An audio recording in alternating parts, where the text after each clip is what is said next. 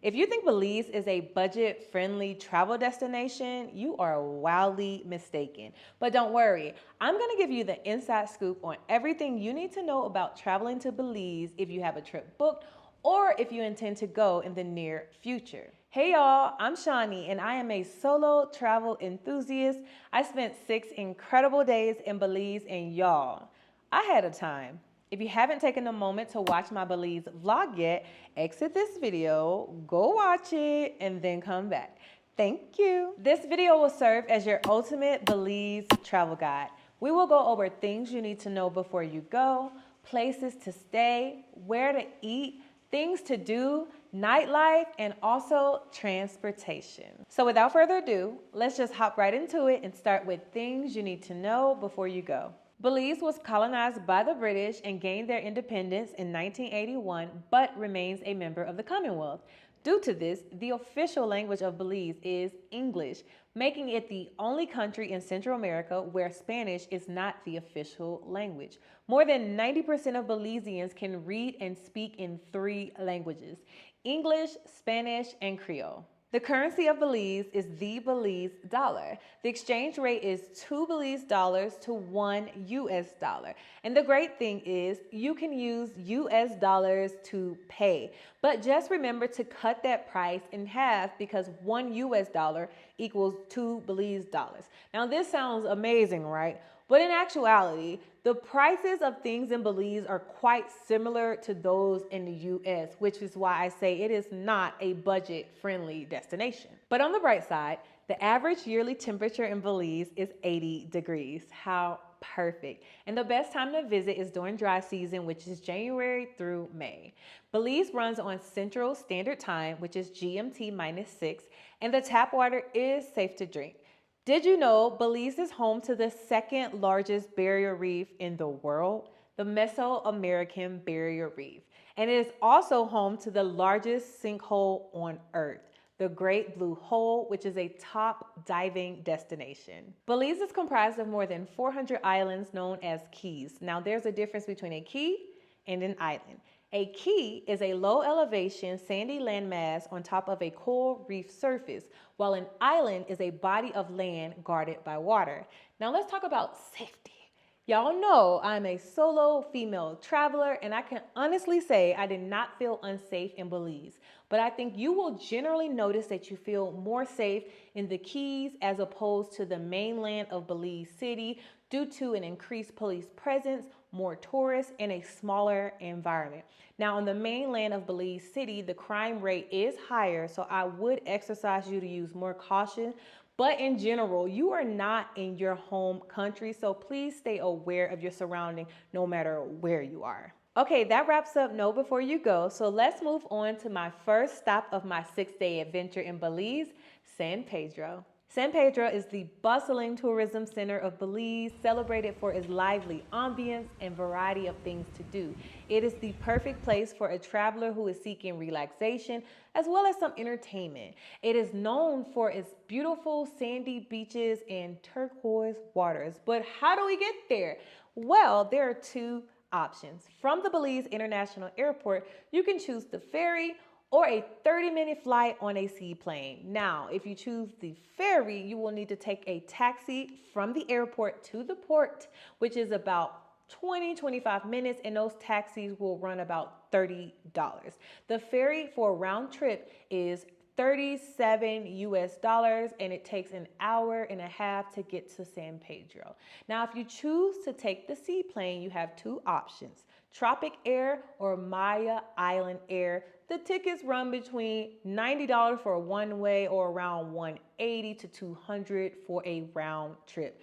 It's only a 30-minute flight and you'll get beautiful views. Now that we've made it to San Pedro, where are we gonna stay? Well, I chose to stay in a cute and quaint beachfront Airbnb. It was centrally located and only a 5-minute walk from the ferry. I love that it was beachfront because I got to watch the sunrise every day. Because I'm an early bird, I sat on the hammock enjoying the ocean breeze. I would totally recommend it.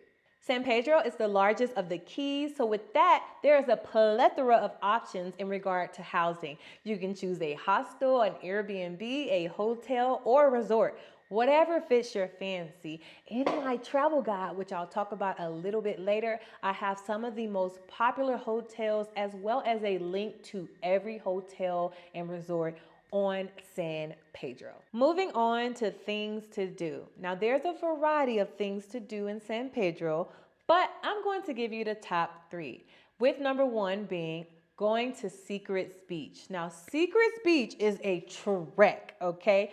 You're going to need to rent a golf cart, and that's how everyone gets around on San Pedro. You will see golf carts lining the streets. Now, Secrets Beach is about a 40-minute golf cart ride, and it is a bumpy one because most of the roads are not paved. But once you arrive, that bumpy ride makes it all worth it. It is beautiful. My mom sent me an Instagram reel right before Belize of an overwater restaurant called Blue Bayou Belize, and y'all, it did not disappoint. I got a blackened jerk snapper, whole fish, and Lord, it was the best whole fish I had ever had. It was quite delicious. You're on top of the water, the vibes are high, and the people are so friendly. My server was amazing. I completely recommend. Now, I went right next door after I finished eating to the swing bar, which has this really like tropical Jamaican vibe because everything is like red, green, and yellow and black. And there are hammocks on the water, there's games, like it was such a vibe. And they also had a fire pit going, y'all. I stayed out there till the sun went down, and then I had to remember, damn, we gotta ride this golf cart all the way back into town, and most of these roads don't have lights. So just be conscientious of how long you out there, because if you're kind of scared of nature, you will wanna make it back and give yourself that 40 minutes to drive in daylight. And number 2, go by the truck stop, which is a food truck park with about 7 or 8 different food trucks. It also has a pool out there, as well as a big gaming area where there's a large Connect 4 and other areas for you to enjoy, as well as a dock. But beware of crocodiles, alligators, always get them mixed up. But one of those are out there because it's more of like a swampy area. But it was so much fun. We got a couple drinks. I don't drink, but we got like a drink. I got soda, and I danced. I just danced and I had fun and I mingled and I talked to people, and it was just such a good vibe. And number 3, I didn't get to do this one, but I'm recommending it to you. Go on a food tour. There are so many great restaurants on San Pedro. I bookmarked a bunch of them, but didn't get a chance to visit. But what better way to make use of your time than to knock out 7 or 8 restaurants in a 3-hour span on a tour? And you get good food portions according to the TikToks I saw. So I was really heartbroken that I couldn't go on the tour, but I definitely recommended it because many people told me about it and I just didn't get a chance to do it. But I will be back to Belize, and that'll be number 1 thing that I'm crossing off my to-do list, okay? Speaking of food, let's move on to places to eat. And y'all, I was so overwhelmed because there are just far too many great options. But I began my food journey at Estelle's Dine by the Sea, which is a local favorite for breakfast.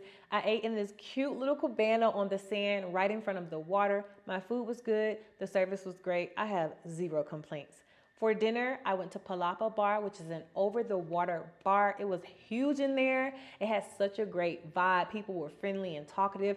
They also have an area for you to swim if you want to take a dip in the sea. They have floaties and things. I thought that was pretty cool. They also had a live band. I just recommend it. It was a lot of fun, to be honest. Now, I can't sit here and go through all the restaurants in San Pedro. There are far too many. But if you purchase my travel guide, I have 45 different bars, restaurant, lounges, recommendations for you inside of it. So check out my website, pivotpixie.com. Moving on to nightlife.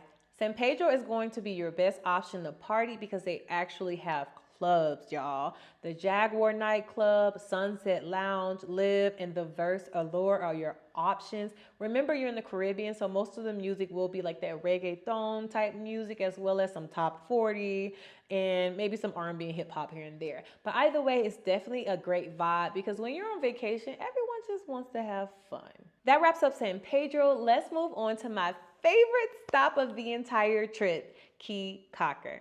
Caye Caulker is renowned for its easygoing atmosphere and its laid-back lifestyle, epitomized by the local motto, "Go slow."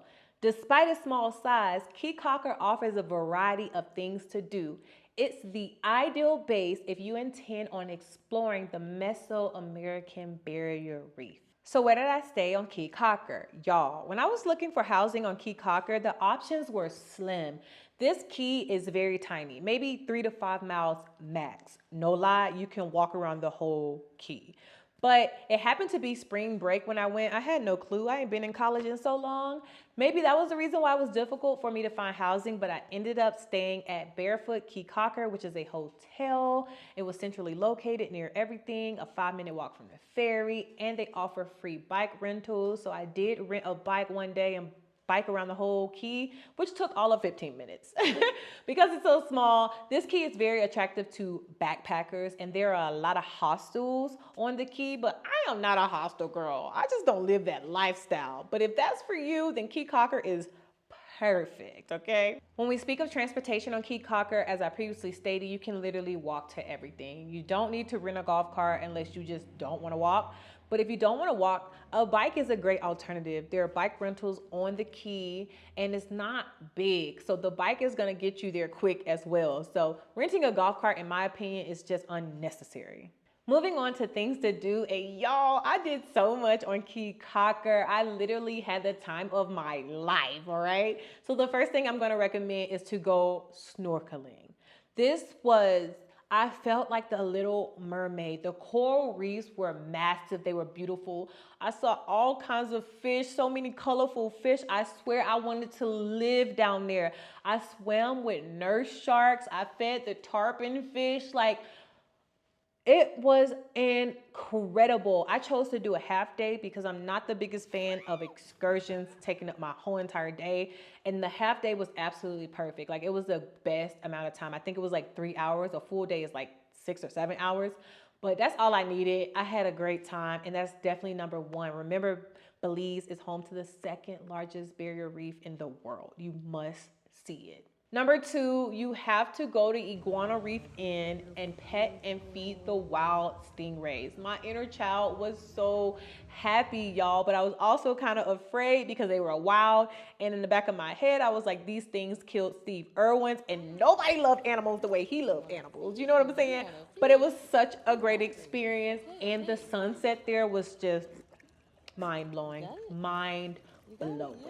And number three, you have to walk down to the Split. The Split is an area where there's a cute bar called the Lazy Lizard, and areas to swim, as well as a little diving board to jump into the sea. Now, the Split got its name because a hurricane came through and literally eroded some of the land and split the key into two. So you have the north side and the south side. Now, the south side is where everyone stays. The north side is still kind of being developed, but you can hop on this $2 little boat ride that literally takes all of 1 minute to take you to the north side, or you can just swim across, whatever you choose. But you can take your bike and just bike the north side. There is one resort there.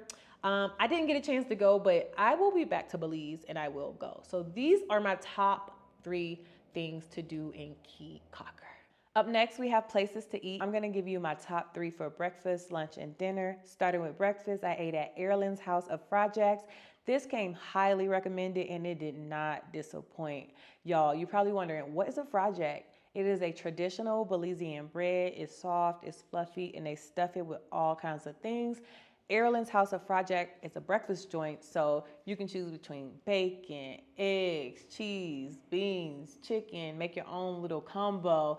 Y'all, once I bit into that, I was just like, I knew why it's so popular at that moment. It was quite delicious, very flavorful, and it was a big portion. I couldn't even finish it all. So you definitely have to stop by Erlen's House of Fried Jack, but get there early because she always has a line. For lunch, you have to stop by the grills. It's literally 2 chefs grilling on the side of the road. You have Chef Kareem's unbelievable lunch, and then you have Esther's Crusty Crab. And y'all, both of them are so good. With Chef Kareem's, you're gonna get, grilled chickens, like skewers. And then you have your different sides. And for Esther's Crusty Crab, you literally can get grilled crab, grilled shrimp. The flavors are bomb. It don't matter who you go to. They're literally right next to each other. It is delicious. And it's $15 or 30 Belize dollars for a main and two sides. Both of them were equally delicious, and it is a must. If you're gonna walk down towards the split, you're gonna see them right on the right-hand side, and you gotta stop. It is a must. And for dinner, you have to eat at Raina's. This place is super popular. I tried to go there my first night in Caye Caulker, and I could not get a table. So my second night, I made sure I arrived early, got my table, and I ended up getting a surf and turf. The steak was grilled to perfection, super juicy, very flavorful. I quite possibly understood why she always has a line. It is a must, okay? And the final topic for Caye Caulker is nightlife. Remember, Caye Caulker is tiny. You're gonna find better nightlife options on San Pedro, but for Caye Caulker, I did check out I Reggae Bar and also this place called Las Vibras. They're right next to each other at the end of the island, and they were cool. They play reggae music. Remember that you are in the tropics, the Caribbean, all that. So that's the music you're gonna hear mostly. And then I did hear about a place called Barrier Reef Sports Bar that turns into like a club at night. Now, I didn't get a chance to check that out. I checked out the two I just mentioned, but overall, the vibes are good. So you're gonna have a good time regardless, because if you don't wanna go to a club, you can go to a beach bar. One I recommend is called Sip and Dip. Oh my gosh, I had a time at Sip and Dip. They had a DJ. The DJ was spinning all the latest tunes, mixing it in with some beats. Like, he did his thing. It was such a good vibe. I was in the water on the swing with my Virgin daiquiri, just vibing, talking to people. So whether you want a daytime party vibe or a nighttime party vibe, there is some options, but only a few. And the last stop of my Belize adventure is headed back to the mainland to Belize City. Belize City serves as a major entry point because of the international airport, as well as a primary focal point for maritime activity due to it being a prominent port city. A lot of cruise ships stop through. It has a vibrant urban center mixing the cultures of Creole, Mestizo, and Garifuna. You will notice a lot of historical buildings with colonial architecture due to its British background, as well as the Mayan heritage throughout the city. I'm gonna be honest with you. You will need no more than 2 days max in Belize City. I do not find it to be the most tourist-friendly city, and honestly, anything more than 2 days is overstaying your welcome. But let's get into where I stayed in Belize City. I stayed at the Harbor View Boutique Hotel, which happens to be a yoga retreat as well. The grounds are well kept. It brings about a sense of zen, peace, calmness. They have a lot of positive affirmations everywhere. And I stay in a cute cottage called Toucan. Now, this hotel is conveniently located near the Belize sign if you want to take pictures, as well as the lighthouse and a 5-minute walk from the ferry. I did a really good job this trip of picking places near the ferry because I'm always running behind. So I was very grateful for that. Moving on to things to do. I found it quite difficult and extremely frustrating to book excursions as a solo traveler in Belize City. I was told that most of the excursions are 20 to 30 minutes outside the city, and gas is high in Belize. Therefore, tour operators don't make a profit for one person. They require at least 2 to break even. Now, I was told that the only exception they make is when a cruise ship docks, because there are a lot of people and sometimes there are solo cruisers who need a partner, and that is the only time you will find success. I had 3 different excursions booked and 2 of them canceled on me. The only reason I was able to make my 3rd excursion is because a couple that stayed in the same hotel as me booked that excursion. Had they not booked, that would have also been canceled. So if you're a solo traveler like me, please keep in mind that if a cruise ship has not docked, a lot of those tour operators will not accept your booking. I'm gonna let you know the top 2 things I wanted to do but couldn't, and the thing I was able to complete. The number 1 thing I wanted to do was cave tubing. It looked incredible. I watched so many TikToks about it, but ultimately I could not do it due to me being a solo traveler.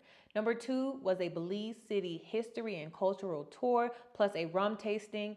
I didn't care about the rum tasting because I don't drink, but I genuinely love learning the history of the places I'm visiting from a local. So I was bummed about that as well. The thing I was able to complete was the tour of the archaeological site Altun Ha, which is a Mayan temple. And that was dope. I was able to touch it and feel history and learn about how they operated in those times. So I was grateful I was able to do something. Now, all of these excursions can be booked on viator.com from a variety of tour operators.